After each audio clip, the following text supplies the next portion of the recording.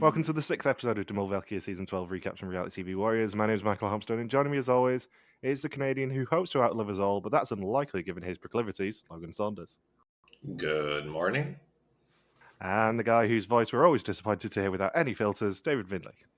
Good night. Yeah, alright, legend. It's weird, isn't it? I mean, this is going to lead into the question that I've not been able to ask for 21 episodes at this point, but where in the world is Logan Saunders? I don't think anyone's going to get this one, but I'm in Newfoundland, but not Labrador. He is. Have you seen any good dogs yet? Have I seen any dogs? No, because I landed at the air. I did in the Calgary airport, but I did not when I landed in Newfoundland. And apparently, what was the weird thing? Oh yeah, right when I landed, they had a bunch of British pastries set up because it's only been in the past month that they opened up the St. John's to London Gatwick flight route. Hmm. And then Uber's only been here for 1 week, and wow. so I took an Uber, and they already have all of the signs painted on the floor, and all the signs guiding to where the rideshare app pickup zone is. So yeah, the very first day that Uber started up last week, they were all ready for it, and the taxis knew exactly which zone to bring out their clubs and machetes to. Oh. I suppose it's good you're in Newfoundland but not Labrador, because the horses might get jealous. Yeah. And the dogs are so big in Labrador, they may as well be classified as horses. So yeah, you might be able to hear a little bit of tiredness in both mine and Logan's voices, mainly because it's like, well, Newfoundland time, it's 5 a.m. for him at the moment, and it's like 8:30 for me. And it was a long time to get out here from BC. The flight is shorter between Calgary and St. John's than it is from St. John's to London.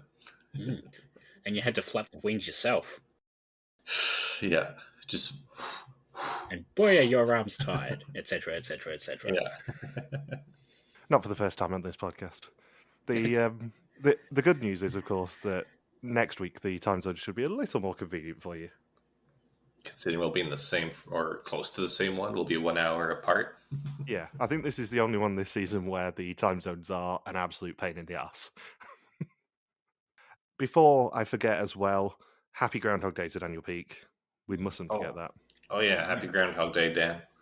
He hates it when we forget it, so I just needed to I just needed to wish him a Happy Groundhog Day before I forget, because it is gonna be May now as well. Yeah, it's gonna be May. I can't believe it's a Swedish vocalist that is responsible for that. What, Max Martin? No, for It's Gonna Be May. Is it? Never do that. Yeah, I just heard the story because NSYNC did they did the Hot Ones podcast, where they make celebrities eat wings. So yeah, apparently that was the story there, that it was a Swedish vocalist where he's like, no, don't say me, say May. Hmm. So that's why it happened. It's always Sweden's fault. Yeah. Blame Sweden.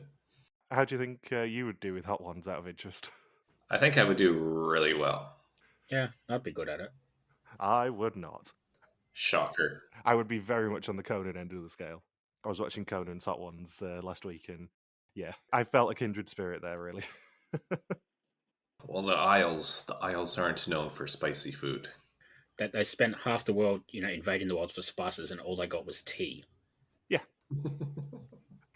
On a podcast admin point of view as well, Bingo wasn't Fuzzy's finest hour last week. I think it was her lowest score in about a year.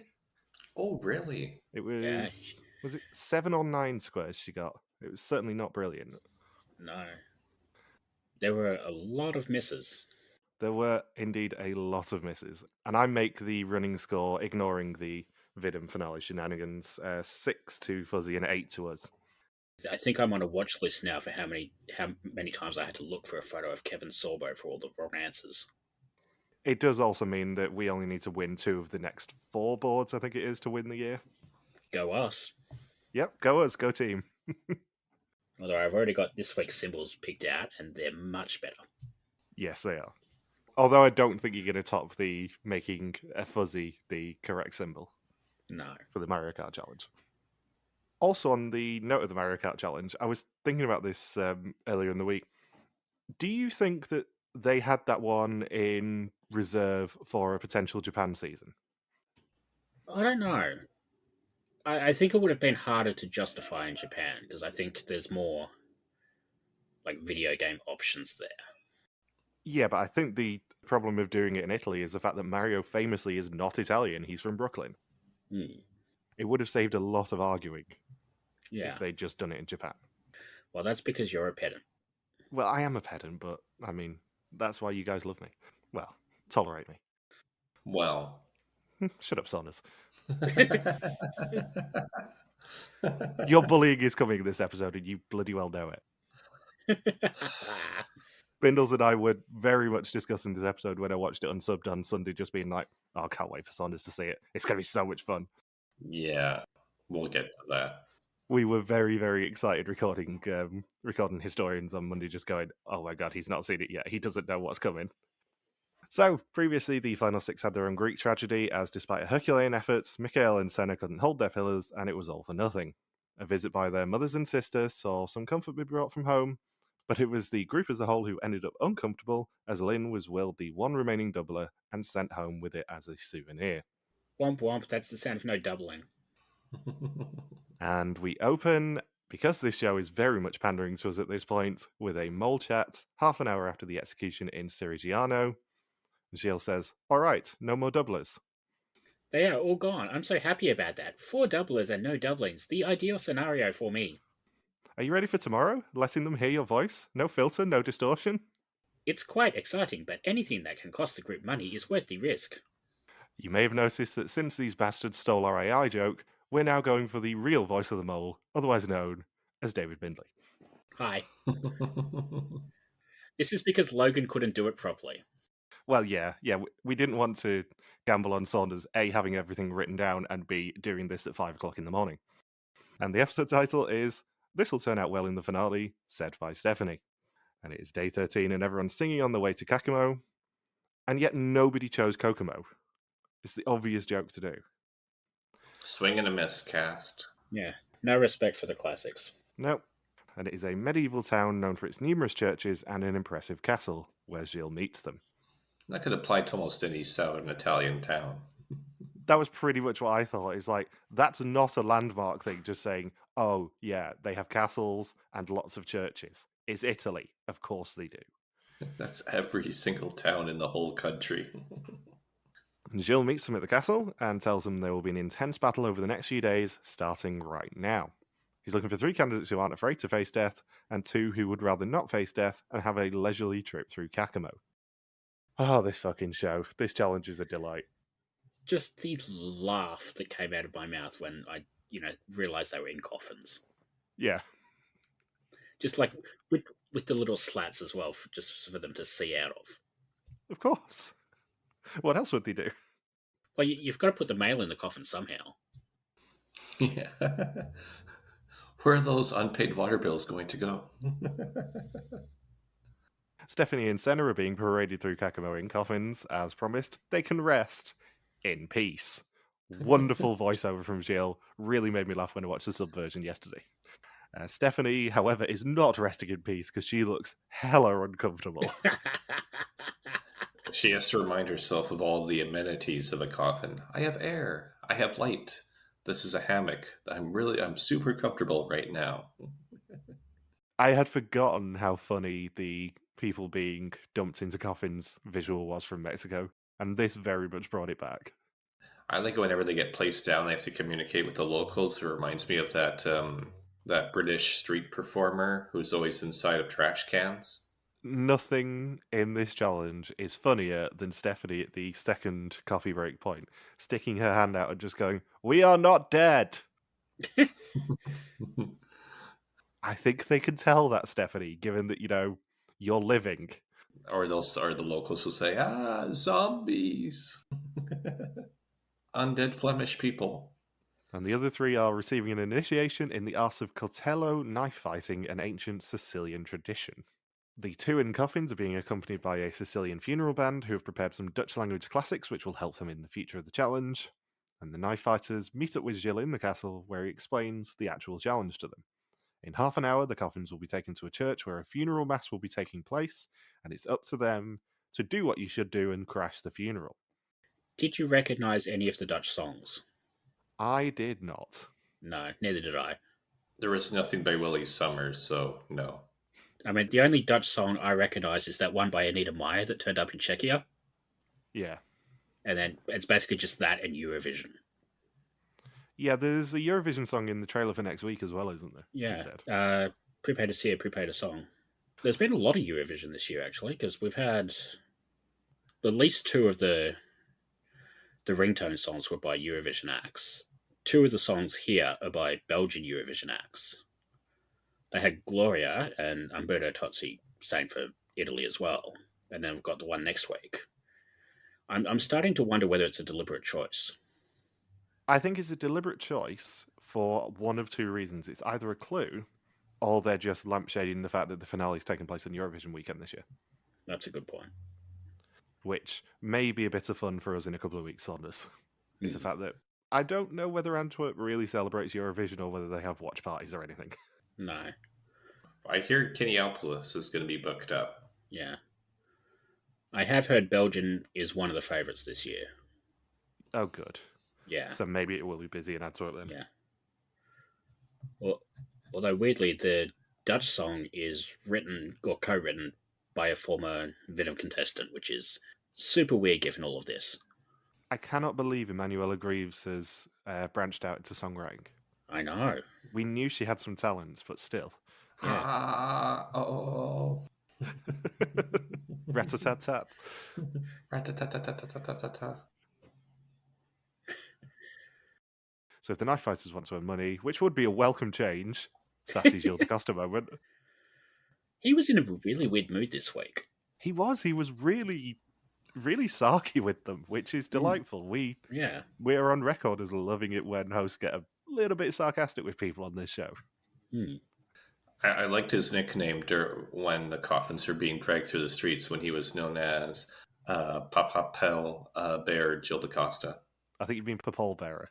Pardon me, it's a bit of a tongue twister. Papal Bear Gilles DaCosta.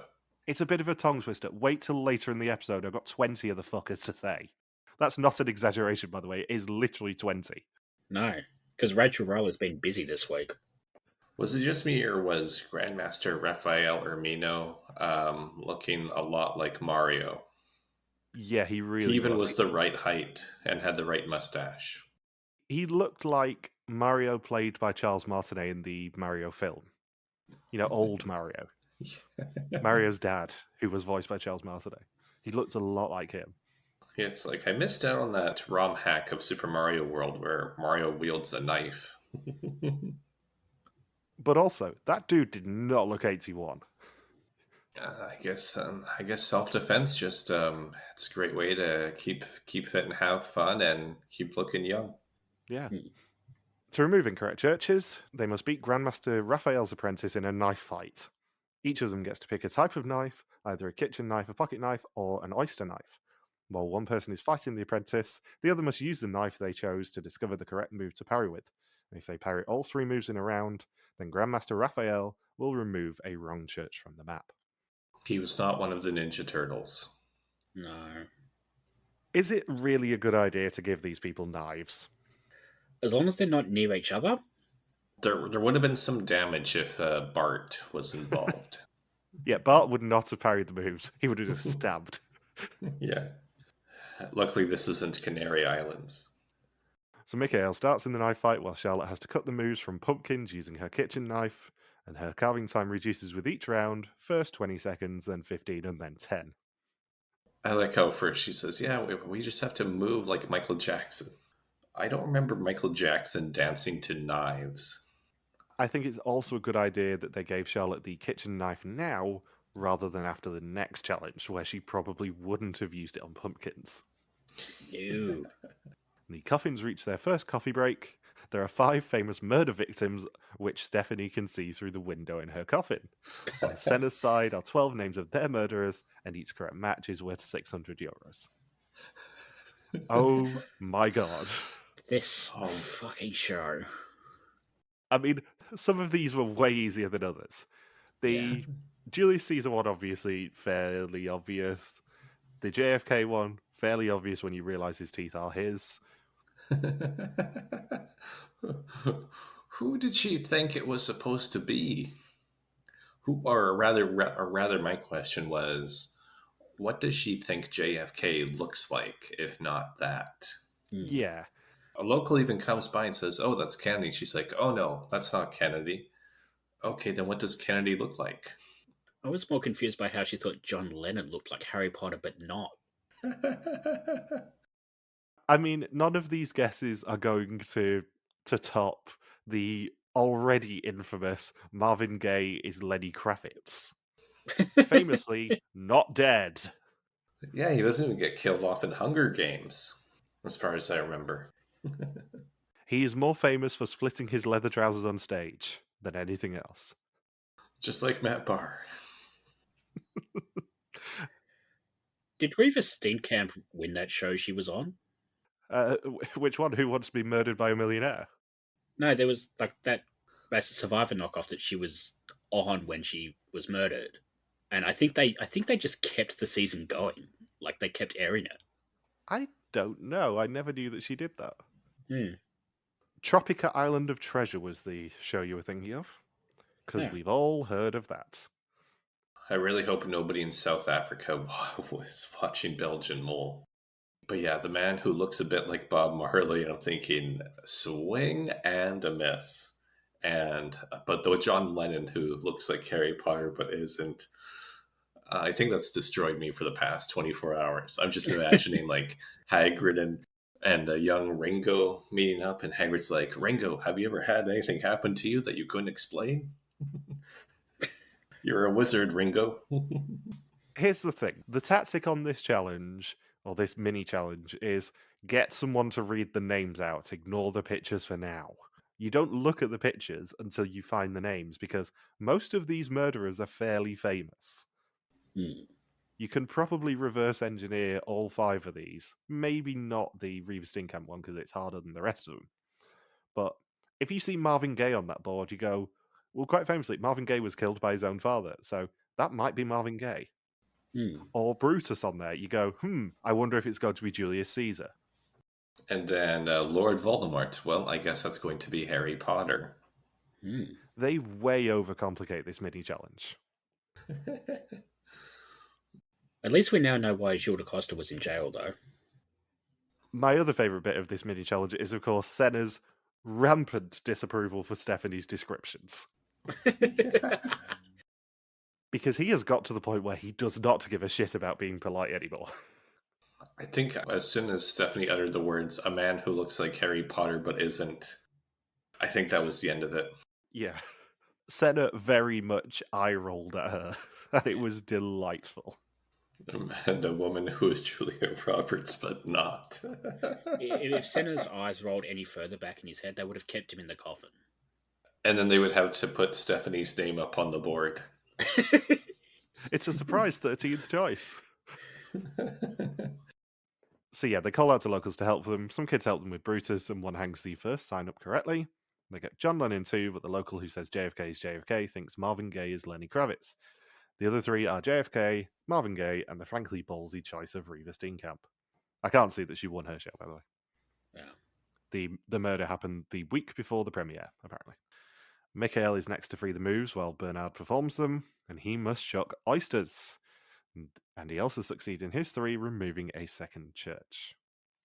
The second coffee break happens, and this time they must identify the 5 songs that the brass band played, each worth €600. And as I said, Stephanie has to assure the locals that they're not dead, and with their help, they can hear the lyrics of the songs that were played as they are written on floral tributes on the coffins.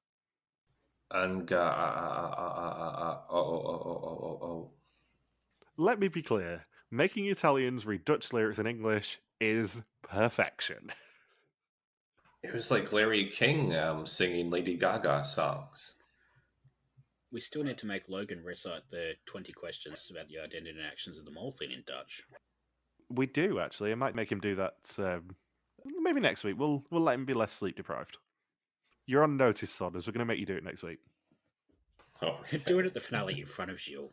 Oh no, I have a plan for when we're in front of Gilles. I want to get a list together of all the nicknames we've given him and get his live reaction to them. I'm so sorry, Gilles. Especially after this week. And they get another 2 songs thanks to the locals for a total of €2,400 for the stakes. The final round in the castle is Bernard with a Swiss Army knife and Charlotte with the moves. First, he must read one of the moves using a magnifying glass, then he has to saw through a bamboo tube within 20 seconds. And we don't find out what the third one is, because Bernard is shit at sawing through a bamboo tube. He channeled his inner Jamie Newton. He probably could have just snapped it on his leg. He tried. He tried to do the Chili Davis technique. I have also never heard of a Swiss Army knife having a saw in it. Want to play a game? Thank you. And the coffins reach the church, and the castle team have until the eulogy is finished to reach them. And Gilles gives them an offer. He'll remove the final church from them and they'll go to the right place, but it will cost them half of the stakes. Michael goes for the offer, Bernard doesn't, leaving the casting vote with Charlotte. Did you also notice the Wilhelm scream as the doors opened at the church? No, I was trying to look for the Wilhelm scream this week. I thought of it after I was done the episode. I was thinking, I didn't hear the Wilhelm scream. I didn't spot it in either of my 2 watchers of this episode, but it got pointed out on Discord that, yeah, it was as the church doors opened, apparently. Thank you, Discord. Thank you, Newfoundland. Wait, no, wrong show. What would you have done in this situation? I think you have to go for the safety in this situation. Yeah. 1,200 is better than nothing. Or, you wouldn't know it's 1,200, but I think, when the pot's low, you go for what you're guaranteed to get, pretty much. So they reach the church mid Our Father and rescue Senne and Stéphanie to finally win a challenge. Gilles congratulates them and tells Senne and Stéphanie of the dilemma and that Charlotte took it, meaning €1,200 of 6,000 was earned for the challenge. And he also said that he had a table booked for the wake, but he supposes they could use it as a celebration of life instead. L'Chaim. I don't think Charlotte moved like Michael Jackson during the challenge. I don't think she even moved like Jagger. A controversial choice for the pictures on the board would have been to put Michael Jackson up there and then put his doctor's name on the board. Yeah, they should have done that. And then I don't know. I think Stephanie would have said something really offensive though, trying to describe Michael Jackson's picture. It could have been just a random dancing couple and then Sophie Ellis-Bextor.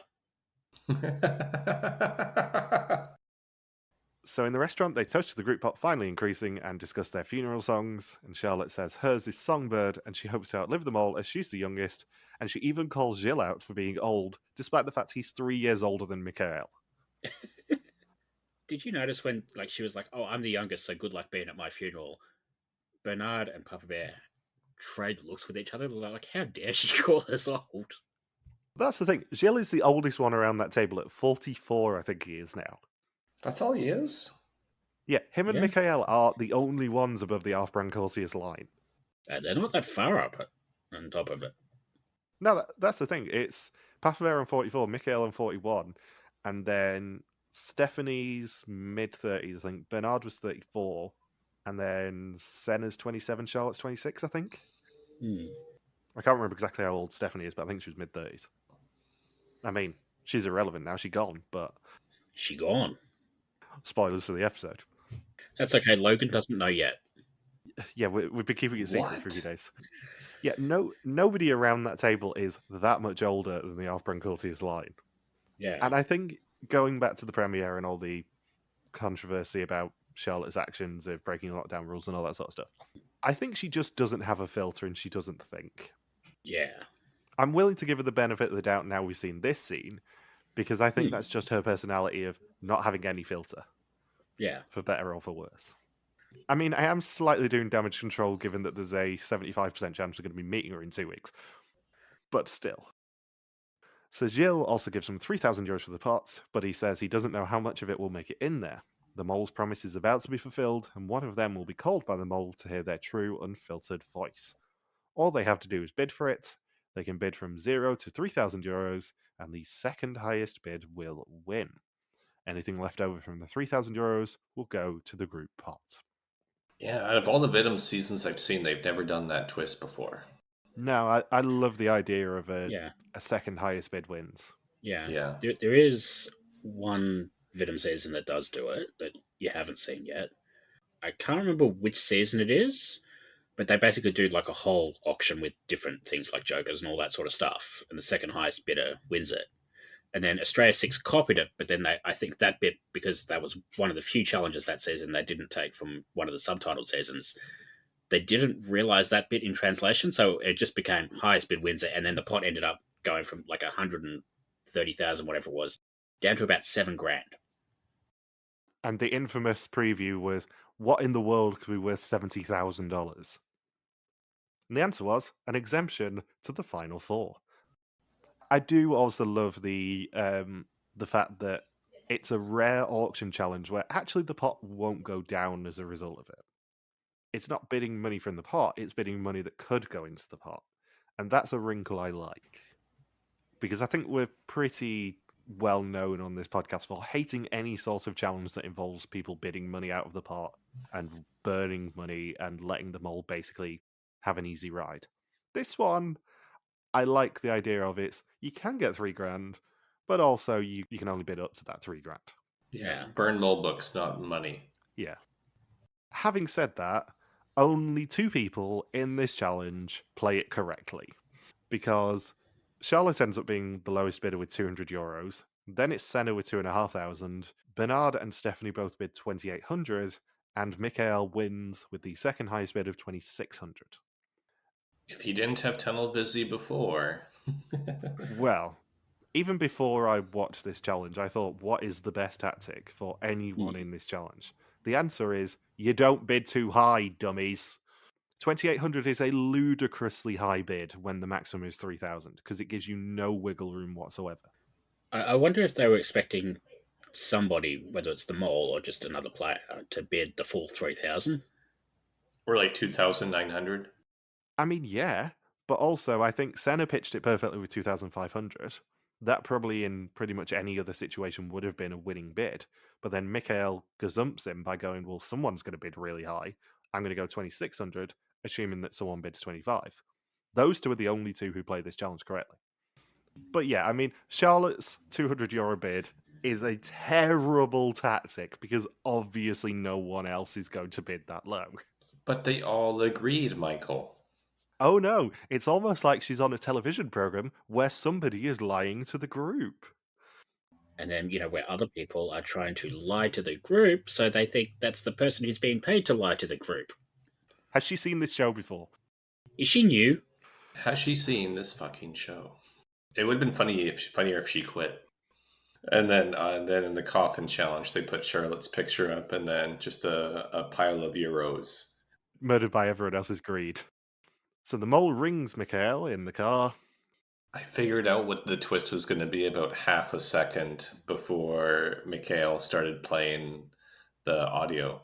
It's so delightful. Especially knowing what we've done with this shit before. Before I do the thing, did they wash the BMW before they did this? No. It was filthy. Like, I think that was my favourite thing of the whole challenge. Just, they're clearly doing this to plug the car. Like, setting it up this way because the car needed to be plugged. But if they're going to do that, why didn't they clean the car? Make it look nice. It would have been funnier to see like McDonald's wrappers and Burger King soda cups inside the car. So the mole rings Mikhail and they say, Congratulations, Mikhail. Are you ready to hear my voice? Yep. I'm dropping the filter in 3, 2, 1. Hey, how are you? Strange to hear my voice, right? Are you surprised that I am the mole? Or were you already on the right track? You are still in the game. So maybe you have me in your sights, or maybe not, or maybe not, or maybe not. But then it's good that I called you. I find it especially enjoyable to be able to be myself for once, open and honest without that annoying filter. What's wrong? Are you disappointed? I said you would hear my voice. I never said that you would hear only my voice. But I did not lie. All the voices you've heard here were generated by AI except mine. My voice was indeed real. Now I can imagine that you want to hear this again. You can, but you will lose the rest of the €3,000 from tonight. The joke that we should have done there was, instead of me saying yep as Mikhail, you should have said yep as Mikhail. Because all of this scene is the mole. Yeah. I've got a theory on this. I think, because like I couldn't work out where Mikhail's voice was in the recording, and like I know, like I would have thought they would have just had the same recording for everyone, like rather than just cut out whoever got the bit.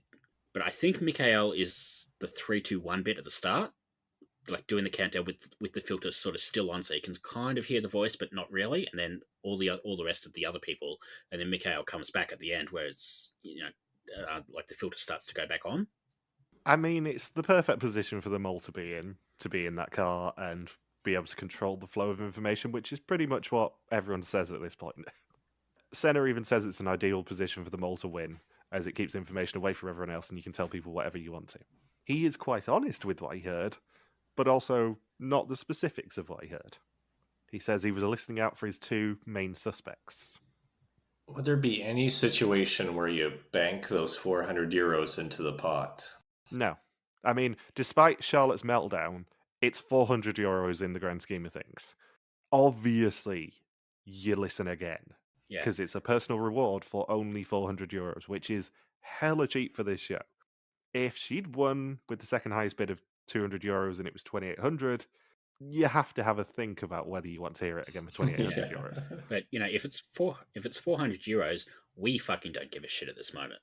Yeah, literally as soon as you rise above Charlotte's bid of 200 euros, I think you do it for 500, you definitely do it for 400, you definitely do it for 200.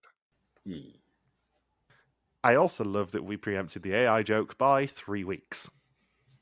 Maybe we're finally learning how Puffer Bear does this show. We're becoming sentient. Or alternatively, maybe they're just retroactively copying it off us again. This does happen. They've gone back in time to just do this AI joke to amuse us. Well, they do have a DeLorean now. I also thought it was interesting that Mikhail wasn't listening through the car, he was listening through an earpiece. I guess the audio in the BMW is just not good enough. Yeah. It might have been a fairness thing, because you can hear the voices a lot clearer on headphones or earphones than you can in surround sound in a car. But maybe there was mud in the speakers as well. Yeah, maybe. They've just been off-roading, that's what it was. Yeah. So the other four return to the car, and he explains the AI joke, and Charlotte has a breakdown over him spending 400 euros to hear it again. She misjudged the game and thought everyone was going to work together to try and stop the mole. She's never seen this show before. If we all tie on the final quiz together, we both win.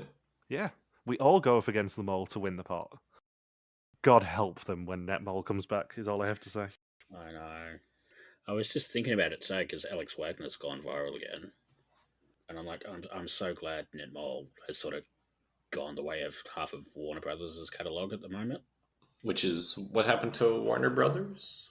They're making stuff and they're just not airing it. Oh, really? Yeah. So, like, there's a whole live-action Wile E. Coyote movie that's just sitting somewhere getting deleted because they don't want to make any money off it. And was it Batgirl as well, I think? I think so. Oh, yeah, that was a really infamous example. They said it was terrible, right? And they said, nah, we can't do this. Yeah. Apparently, Coyote vs. Acme was actually meant to be really good, though, from the people who've seen bits of it. So why they not want it shown? Because it'll make them more money if they just do a tax write-off on it. Yeah. Weird. We've also not discussed the rather interesting post on the Mole subreddit a few days ago of a simple idea for the final quiz that would make it more dramatic. Ugh. The quiz would only have 2 questions. Who is the mole and how sure are you from 0 to 100%? I mean, if you're at the final 3, wouldn't you just pick 100% no matter what? Well, yeah, because you got a 1 in 2 shot of winning this game anyway. Yeah. I do like that the top comment on it just began with, why do we need this? What is wrong with the format as is? Yeah. Here's an idea, American fans, if you're listening. Look at this show. Look at the Dutch one. That's how you produce this fucking show. Not everything needs to be meddled with. Yeah. I mean, Vidum does occasionally. This show doesn't. Yeah. And you can tell how pissed we are about American Mole because we're holding Vidum up as a good example. Exactly. That comment on Reddit is so awkward that I started singing Bad Romance. I'm sorry if that's not the right thing to say, but I just had a tough time dealing with awkward situations. That's okay. Fuzzy's going to put Lady Papa on the bingo card, and then we'll all be annoyed. Lady Papa. The other bit of this was saying that if they both answer 100% and they're right, they should both get the whole prize pot. So the show has to pay double because the mole was too obvious. If they're both wrong at 100%, then no one would get any money because the mole deceived them both completely. That's not how this show works. If you go for an eye, the world will go blind. Exactly. Idiots. I'm not even part of the mole subreddit. I just looked at this and went, oh my god, this... Ugh. This fucking subreddit. Yeah, this fucking subreddit indeed. So Senne says it's difficult to work out if Mikhail actually got anything from the call. Stéphanie says Charlotte is very competitive and expected everyone to bid low and expose the mole a bit, whereas she was the only one who actually did. And Charlotte says she was so emotional because she was angry at the group for bidding so high, she didn't even want to know what happened with the call. Bernard says that Charlotte had a strong reaction, but she could have just been moling and knowing everyone will have bid high anyway. And as Logan alluded to, he breaks the tension by singing Bad Romance and finds it difficult to deal with awkward situations. Yeah, Jill always does a really good job of not exposing who the mole is. He always has good poker face. Oh my god.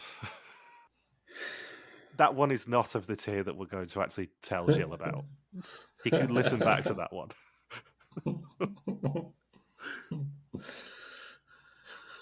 So they wake up in Damusi on day 14 and they're leaving negativity and clothing behind to go to the spa for the morning. Stéphanie doesn't like it when there are a lot of people around her in a spa. She has a sauna at home. And Bernard, for some reason, overshares and tells us that he passed a kidney stone in a spa once. While singing Bad Romance. I'd like to object. Mikhail and Senne are still wearing clothes. You did get to see Senne get a face full, though, at least. Yeah. And when they return upstairs, they realise something is missing from their backpacks, namely their mole books. Mikhail finds a note with coordinates on the back of the door, leading them to the assignment and location where their mole books currently are. And that's why you don't put air tags on your own mole books. Obviously, as soon as I saw this, I tried to work out if there was a clue in the location. The coordinates are genuinely leading them to just outside a place called Sicilian Paintball. Huh. I wouldn't be surprised if this does end up being a clue of some description, though, because they flash those coordinates on the screen. It was nice when they got there for Gilles to be like, now, Italy has the most famous explorer in the world. His name is Christopher Columbus, and... And today you will be ransacking villages. Exactly. You have to get a local to put up smallpox onto the board. His name is Marco Polo, and today you'll be playing with horses. Not you, Logan. Marco Polo. In half an hour, they will get attacked, and there is a lot at stake, both 5,000 euros and their mole books. And they will earn 1,000 euros per mole book that is still intact this evening. They'll be defending their mole books, and if they lose them, that's it. Sucks to be them. And then Stéphanie says, yeah, they won't get anything from her mole books because she used code names. So they'll have to decode nicknames such as Bleater, One Ball, and Asian. They won't be able to figure out the code names at all. With those sort of names, it's like she's writing Harry Potter. Yeah. Don't forget overly emotional about 400 euros being taken out of the stakes as well. Yeah. Duke Lax, bad mustache. So their mole books are hanging in blank envelopes over a fire pit, and if they prevent the books from falling, they will earn the money, but the books are only being held up by 3 red ropes. As long as one rope is standing, so are their books. I don't think this is what Snoop Dogg was talking about when he said "Rub it like it's hot." And the ropes will be attacked by assailants who want to cut them with knives, and all they have to defend themselves with are paintballs. Each of them has a gun with 6, and they test them in advance because that's a sensible thing when you got a limited amount of paintballs. And of course, Mikhail tells them they all lost a ball. Yeah, of course. And I'm like, thank you for sharing with the rest of the class. And then they all just say, well, it's not like it's going to kill us. I did think it was interesting that Stéphanie was the only one who didn't do a test fire. I mean, at this point in the episode, I was pretty confident she was going to end up going anyway because she was getting one of those farewell edits. And then she just does something overly contestant here and goes, you know what? I'm not wasting my paintball. I know this show too well. Everyone testing out that bullet reminds me of that scene in Futurama when they fight the Star Trek people and Bender finds the machine gun and he fires every bullet to the machine gun so that they're screwed. I mean, that is basically the mole tactic here, is to waste as many paintballs as possible, I think. Yeah. It would have been more brilliant if the mole found a way to make them test fire a second time. It's like, are we sure that was the paintball that fired? Let's fire again and compare it to the first shot that we fired. The big question of this challenge, I think, is do you think they were the real mole books? I think they'd have to be reasonably similar copies because, like, Senne recognizes his. Well, he recognizes his because of the colour. When it falls into the fire, that doesn't look like a well-used book to me. I just always assumed it was just they matched the colors on the books. Yeah. And also, we know from the very first challenge of this season, they have more than one of each of the mole books. Because there was the ones on the line, and then there were the ones that Gilles handed out, and I don't think those are the same ones. I wouldn't be surprised if at the reunion, Senne and Stéphanie are given their actual real mole books back as a souvenir. Yeah. I wish the attackers had to use oyster knives to chop at the ropes. No, a Swiss Army knife, they've got to find the right blade for it. Hey, a saw. But yeah, I suspect they were not their actual mole books, because it's a step too far even for this program to burn people's mole books, I think, knowing that they are the one major souvenir that anyone goes home with. Aside from tattoos. Yeah. I mean, obviously there are certain people who've come home with tattoos. Lynn went home with the doubler as well. But pretty much nobody goes home with a souvenir of this show. And after the season, they all get given their mole books. I don't think that they would be nasty enough to burn the mole books here. That's my gut feeling. I might be wrong, but I really wouldn't be surprised if at the reunion, Gilles goes, guess what, Senne and Stéphanie? Here are your actual mole books. We didn't burn them, really. Yeah. But the punishment with the mole books isn't necessarily their memory of the season being burned, because I don't think it was. It's having to start over here. So I think if you as production go, well, the punishment here is going to be making them start over, you can't let them have their mole books burned, I don't think. The other joke I thought they might do is when Gilles says, oh, we're going to give you a new mole book tomorrow, give them one of the old contestants' ones, but then they don't get their mole book back, so I don't think they'd do that either. So there are 3 rounds, each lasting 3 minutes, and each harder than the last. And the first begins with 6 assailants. 2 assailants are shot with 1 minute left on the round, and Charlotte and Bernard don't defend their rope between them, which then gets cut. Do you think Philippe and Noah were 2 of the assailants? I hope so. Papa Bear's gone very quiet on whether any of the other assailants from Germany have come back. I suspect not at this point. The good news is they can earn more paintballs between rounds. The bad news is, to do so, they have to sacrifice a mole book. And they decide to sacrifice book number 1, and as it burns, they realise it's Senna's one. And then, who was it, Mikhail that was fishing for a clue? Yeah. Do you think that the 1998 code was an actual clue? I think it was highlighted that there was a clue somewhere in this challenge, but I don't think it was that. I don't know what the clue is. Well, there were 3 codes that we saw. One was Senna's, one was Stéphanie's, and the other one never got revealed, but it was only revealed in the challenge explanation by Gilles. So my suspicion is that that code was actually on the mole's mole book. Yeah, because I was thinking 1998, could it be that somebody was born August 8th, 1991, September 8th, 91, September 8th, 1919? Or alternatively, one of Mikhail's many kids, stepkids or grandkids was born in 1998. So when they burn Senna's book, they get 30 paintballs for it, for another 6 each. The second round has 9 opponents, and this time they have a quad bike. And Charlotte has seemingly never seen a quad bike before. Well, Stephanie hadn't seen JFK or John Lennon before either, so I guess Charlotte gets a pass here. So Stephanie gets one as he's just about to cut a rope, but then smoke bombs appear. And they get down to just one attacker before he cuts the rope between Stephanie and Mikhail. I think on the did they burn the actual mole books thing as well, it unburdens the mole in this challenge as well. Because if those aren't the real mole books, then the mole doesn't really have to care whether the books burn or not. Yeah. I think the mole, even if it isn't Mikhail, which it is, would probably feel a little bit bad about taking away all 4 of the other mole books just to keep money out of the pot here. Because, as I said, it's everyone's major souvenir. Yeah. After the second round, they can find out whose book is behind which envelope. Each of them gets to go to the shooting range individually. By hitting a numerical target, they can find out which book is behind that number. And they get 1 shot each. Bernard finds out that Mikhail is behind number 4. Mikhail misses. Senne finds out Charlotte's behind number 5 and says she won't sacrifice hers no matter what. Charlotte misses and Stephanie finds out that her book is behind number 3, meaning that Bernard's is behind number 2. Stephanie volunteers to sacrifice her book, assuming everyone is honest about letting her copy information, and they go for the group pot. And she says she wants to course correct after yesterday and lets them burn number 3. And we also see that she said that she didn't write much down and can use it as a fresh start to get more information.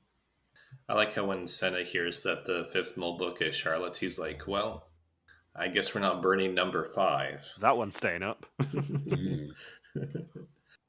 Not because of Charlotte's reaction, but because then they'll be subjected to hearing bad romance for the rest of the season. And also, if you think how much she had a hissy fit about €400 being kept from the pot, it's €1,000 and it directly affects her. She would have had a breakdown. What are you talking about, Stephanie? Number 5 is your book, not number 3. And for the final round, there are 12 opponents and a BMW 4x4 with full sound system carrying 4 of them. The other fun bit of the second round as well is Gilles jump scaring them on the tannoy. Because the first round ends and then Gilles just comes at full volume and scares the living bejesus out of them. Actually, there should have been 5 rounds. The normal one, ATV, an RP, the BMW, and then an army tank. I would have loved to see 4 of them come out of an RP. Within 50 seconds, they get rid of the 4 in the car, starting the second wave. And they repel the second wave to leave just 4. With 40 seconds left, they have 1 attacker left. Bernard then runs out of paintballs, as does Charlotte, Stephanie, and Mikhail. And the time runs out as Senna's paintballs do, giving them 3 mole books, €3,000 of 5,000 for the challenge, 4,200 of 14,000 for the episode, and €15,340 of 83,300 for the season so far. Gilles then returns to confirm the win and tells Senne and Stephanie that they will receive their new books in the morning, assuming they survive the execution. I like how the most lighthearted challenge this episode involved coffins. Yeah, the cheeriest challenge this episode involves 2 of them pretending to be dead, and the other 3 having a knife fight with an old Italian man. So it is now time for the test. 20 questions about the identity and actions of the mole. Whoever knows least goes home, except for the mole who can never go home. Stephanie says that she's happy they earned money. It did a lot to boost morale. She says she wasn't focused on her book, and now she gets lots of information from everyone for free. Charlotte says that there was a lot of discussion about whether they needed to sacrifice mole books after the first round, and Bernard said no. They'd have lost if they listened to Bernard.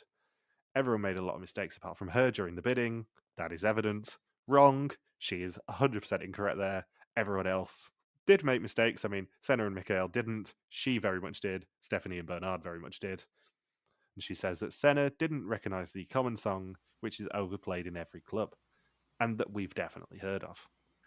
Senne says Bernard and Charlotte wasted their paintballs and couldn't defend their rope. They either shot too much, too poorly, or maybe a bit of both. Stephanie described John Lennon as Harry Potter, and it was a failure before they even started. Mikhail says that they all agreed to share information, but if he also sees something someone else didn't, he might not. Bernard couldn't find the saw in the Swiss Army knife, which was odd, and Bernard says Mikhail is easy to read but loses a lot of money. He has an explanation for everything. Gilles tells them that it's been an intense few days, with funeral processions, strange voices, and ritual burnings, but also with money which must feel good. 3/4 of the journey is over, meaning the finale is on the horizon, and it will take place in the Sicilian capital, Palermo. The mole is definitely coming, but who else will join them? That's just a little bonus one. I'm not even including that in the list that's on the horizon here. Bernard and Senne then get green screens before Logan's top suspect of Stephanie gets the red. In the words of John Lennon, Avada Kedavra. Whoop whoop, that's the sound of Logan sucks. In the words of one Michael Harmstone at the start of this year, she gone! It's funny, before the execution started, I wrote, I think Charlotte has gone here. Bernard's safe, Senne safe. And then as soon as Stephanie's name came up, my exact words in my notes in all capital letters were, no, no, no, no, no, no, no, no, no, out. And my next line was, I was so convinced. Yep. As soon as you sent that suspect list last night of Stephanie at number 1, I screenshotted it, sent it to Bindles, and went, ruh-roh. I cannot tell you how much joy I had when Stephanie went, because I was fairly convinced leading into the execution that she was going to go. She had a lot of very non-suspicious moments in this episode. I also felt like the production joke would very much be, we're going to put Senna and Stephanie as the first 2 screens. And when he did Bernard first, I thought, one of Senna and Stephanie's probably going then, because there's no tension in this whatsoever if he just types in Senna, then Stephanie, and it's a red screen. So when Senna got his green screen, I'm like, oh, someone's not going to be happy. In the words of John Lennon, mischief managed. It is also worth pointing out that Mikael has still not seen a screen. We're now 6 executions in, and he's the only person to not see a screen. Interesting. This could be a Mol US 5 situation. So yeah, in summary, whoop whoop, that's the sound of Logan sucks. I'm not going to take the piss too much, obviously, because there's plenty of time for that. Yeah, the shoe could very much be on the other foot next week. I don't think it will be. I think Charlotte's going next, and we're going to have an all-male final for the second time. But still, I could enter the finale with a bloody nose here, so I'm not going to be too smug about it. But it did really, really, really make me laugh that after weeks and weeks of you having one suspect go home, which was Coco from week 3, you go from 1 suspect to 6 having gone home in one big move, to quote Jeff Probst. And if Charlotte does go home next week, whoop whoop, that's the sound of Sausage Fest. Yes, indeed. So she's genuinely upset. She's proud of her journey and will be missed. Charlotte says that Stephanie was her new best friend. From day one, she was a fantastic, smart woman who played the game well. Senna had a blast with her. She did everything her own way and made it funny and enjoyable. And it's so cool that she's going home with the permanent souvenir of the tattoo. For me, it was more relief that she was going home not being the mole, despite having the word yes tattooed on her ankle. Bernard says that the Sisyphean torment was exhausting, but they weren't giving up, and she still had a huge smile even after that horrible torment. And Mikael said she was crazy, and they both went all out for everything. I did love that Charlotte had something really nice to say. Senna had something really nice to say. Bernard had something really nice to say. Michael was like, well, she was yellow and then she went to blue. Yeah. So next time, Mikael gets social. They watch a puppet show of the story of the mole. There are dice in a mind game. Charlotte fails to blow a conch shell. And Pinocchio catches some liars. I really hope Mikael goes home next week. Nah, he's not going home next week. He's the mole, Saunders. I put him at the bottom of the suspect list this week, just for this week, purely out of spite. I thought you might have done, because when you sent your suspect list over yesterday, I'm like, he really thinks Mikael was the least suspicious person this episode? What the ever-living fuck? I want retribution. So I'm just imagining Logan doing the I want retribution thing in the JFK voice. Put that into JFK AI. JFKI. JFKI. Here's what I want. I want, at the finale, me to be right and you to get the Gilles cackle this year. Because historically, I have done terribly at finales. I have never gone to a Belgian mole finale and been correct on the mole. I'm 2 for 2, right? Yeah, you are 2 for 2. That's irritatingly. Right. Yes. Now I remember. So, I want you to be wrong. I want you to be so wrong, even. I want Gilles to be sitting behind you and laugh his little head off as I am right and you are wrong. I don't care who's right and who's wrong, as long as I'm right when I'm there. Which could be next year, but we've not really discussed Could it. be. So on the pool, for the first time in what feels like forever, Logan loses a team member as he now has just Charlotte and Bernard. I am now also guaranteed a finalist with my team of Senna and Mikael. And that's the other element that made me so happy about this execution because it now guarantees that at least one of Senne and Mikael will be speaking to us. And I can't wait for either of them, I'll be honest. It's going to be a delight. On First Suspicions, 5 people: Carl, Jack Pitts, meaning yet more negative points for you, Jack. Don't think I'm not going to say it. Brian, Sophie, and Walter all had Stephanie at number 1, while Aaron was the only one to have her at number 9, saving him from being bottom of the pack this week. With a perfect 10, even though they were a 12, the Flemish public are now winning. The nearest human is Joreen with 13, and Carl is now last with 26. And with just 2 weeks left, Logan's team is an average of 4.96 and mine is 4.13 unadjusted, which becomes 2.66 and 2.34 respectively on the adjusted scores. Senne is leading on 2.18 out of 4, followed by Charlotte on 2.25, Mikael on 2.5, and Bernard on 3.07. You can, as always, do the suspect list at suspectlist.rtvwarriors.com or at the link in our bio. And the bonus question this week, purely because Fuzzy said during Vidum I'm not being mean enough, is what did the mole bid to hear their own voice? Was it €200, €2,500, 2,600, or 2,800? Yes, it was one of them. 2,500. You are wrong, but we'll get there. The Flanders suspicions last week were Senne on 29%, up 8 from the previous week, Mikael on 28, up 6, Stephanie on 21, flat from the previous week, Bernard on 11, plus 2, and Charlotte on 11, minus 2. And the final 2 questions for now, at least, are who do we suspect and who is going home? So my new order is Senne, Charlotte, Bernard, and Mikael. And I think Mikael is going to go home. Let's do this. Mikael, you gone. Bear in mind you did predict that last week, and, well, to coin a phrase, you wrong. So from top to bottom, Mikael, Senne, Charlotte, Bernard. I think maybe Senne. Interesting. I mean, selfishly, at this point in the season, as I said last week, I more want people to go home who I think will be less interesting to speak to. Yeah. So, very much, I think out of the 4 people, I'd rather speak to Mikael, Senne, and Bernard than Charlotte. Not to say that I wouldn't want to speak to Charlotte, obviously, if she does end up listening to this. But I think, personally, I'd rather Charlotte goes home next week. Mikael's obviously the mole. I'm not going to change that. And I seem to remember my order was Mikael, Senne, Bernard, then Charlotte, which is also the order I think the finish is going to be.